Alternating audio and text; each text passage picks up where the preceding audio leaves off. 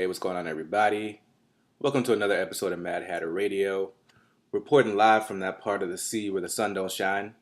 And this time, I want to talk about United States President Donald Trump and his recent pardon of former racist, former brutal, former inhumane, former demonic sheriff of Maricopa County in Arizona, Sheriff Joe Arpaio. So, as you guys know, he got a pardon by the president, which raised a lot of eyebrows. Raised a lot of questions, and it actually answered a lot of questions for a lot of us who, we're on the fence maybe about if Trump is racist or if he supports racists or if this is really about maintaining white power. And this is maintaining white power. This is not about all white people, obviously, but there is I think it's actually a small segment, but a very powerful and outspoken segment of white America that wants racial purity. And this administration is their last bastion for that. This is their last, uh, uh, you know, this is their last grasp in this world because they see their power slowly leaving.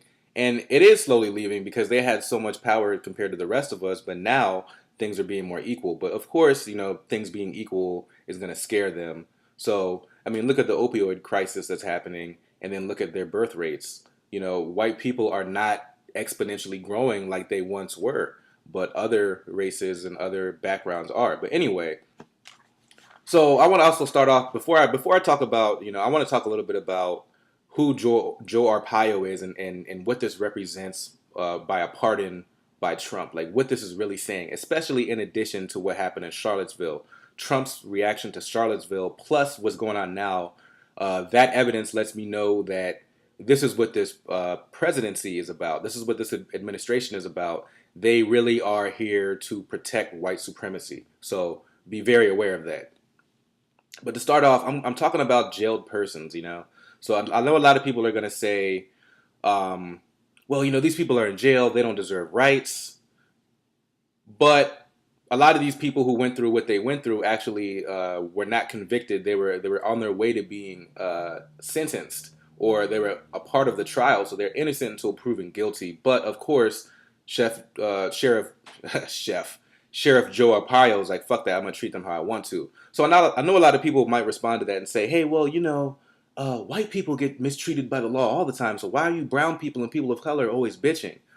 Well, the thing is, first off, that's not even true. But let's just entertain that thought. Let's say that that is true, that white people do get roughed up more than us. Then why aren't you speaking up for your fellow brethren? Whether you're white, black, or whatever it is, why aren't you standing up for people of all colors? But the reason why I'm talking about people of color here is because those are the people that were the most involved. So my thing is like, if they're willing to treat people of color like this, you best believe that they're willing to treat white people the same way. So when I speak in favor of these people, or at least in favor of their rights, I'm also speaking in favor of all people. But it's not necessarily the same thing the other way around. So always remember that. Always remember that. When I'm speaking about people of color, it's because we're the ones who are treated the worst in society. And so it's a trickle down thing. If they treat us like this, then once white people become a minority, they're going to treat white people the same way. So I'm standing up for everybody when I speak about this. So let me talk about some of the stuff since 1993 that Sheriff Joe Arpaio has done in his jails in Maricopa County. 160 people have died in his cells at least. And because there's no authority to keep track of this, it can definitely be a lot more. And he's also doled out more than $140 million from the taxpayer to settle his cases of police brutality. So, and I also want to give a shout out to, because I got a lot of this information from this newspaper. It's kind of like a bloggy newspaper, but it's an online newspaper, the Phoenix News Times. When this pardon came, they went on this list of tweets. They were all attached to each other about everything that this guy has done, and it's really, really interesting, man. There's a lot of information in there. You guys should definitely check that out. But yeah, this is where I'm getting my information from. So shout out to Phoenix News Times for their research, for their reporting, and for putting up with this dude actually. So because they actually got sued by this guy. Anyway, 160 people have died in his cell, and $140 million have been doled out from the taxpayer, from the taxpayer to these people who have more than likely committed crime. In any other case, they would not have been getting paid, but because Arpaio is going way beyond his limits, we're actually paying these guys for crimes they should not be paid for. So who's really fucking up in this instance, right? Because I want to see them see justice. I don't want them to some shit to happen ahead of time and then us have to pay them, and then it turns out that they are actually convicted, killers or robbers or whatever, assaulters. So I actually want to see justice as opposed to Sheriff Joe Arpaio, who is doing his own brand of justice before the law actually gets involved. This is not the Wild West, but I know this is what he wants it to be. I know he wants it to be some type of Game of Thrones, fucking Theon Greyjoy versus, the fucking Starks. I don't know, shit. There's another instance of a guy, he put a paraplegic into what they call like a restraint chair. It's like a punishment chair because this guy was asking for a catheter so he could take a piss. So again, this is just some medieval shit, man. Like, you're gonna tie this guy down because he has to take a piss? Okay, I guess he deserves a piss on himself. Fuck it. He humiliates, Arpaio humiliates Latino prisoners. He marches them in their underwear. And then there was a case where, and again, mind you, 70% of these people have not been convicted yet.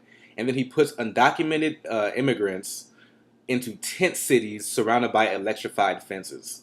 Like, this guy, like, he thinks this is like some Arnold Schwarzenegger movie from back in the day. He thinks that he's a Clint Eastwood or some shit. And even Clint Eastwood is not this fucking racist.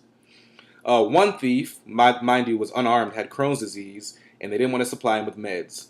So if you have any kind of sickness, again, even if you have not been convicted, if you have any kind of sickness or mental issue, he's not going to provide you with the meds. Just going to let you suffer because fuck you, right? Also, his county, his department was given $3.6 million to look into, sex crimes and victims of sexual assault. And instead he used that money, he was like, fuck that. Instead he used that money to find Obama's alleged fake birth certificate, like an investigation that doesn't really involve him, where the federal government is already looking into this. Obviously, he wouldn't be able to be president, if he was not fucking an American citizen.